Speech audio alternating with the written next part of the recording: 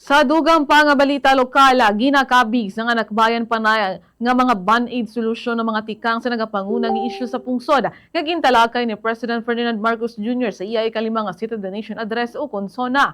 Sa interview sa Bombo Radio kay Samantha Faye Herbolario, chairperson sa nasambit ni grupo, yung pahayag nga para sa ila, temporaryo lamang ang mga solusyon na ginpresentar sa presidente, kag hindi na makasulbar sa mga nagapangunang nga mga problema sa pungsod.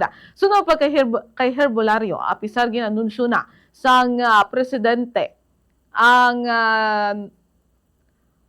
ang plano nga kuhaon ang system loss charge sa balayran sang kuryente apang mahal sa gihapon ng presyo sa mga nagapanguna nga balaklona. Ginpunto man sini nga wala na lakip sa State of the Nation Address ang issue sa wage increase nga isa sa ginalauman sa mga mamumugona. Sa pihak sang ilang mga obserbasyon kag kritisismo, ginpahayag sini nga nanginmad dinalagoon ang pagpatigayon sang ila sini nga People's Zona nga ginpangunahan sa mga pumuluyo. Yari pa matiyan ang pahayag ni Samantha Faye Herbolario, chairperson sa nasambit nga grupo.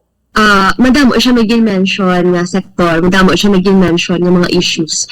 Pero tanan nga solutions na mention niya, tanan ini band-aid solutions lang.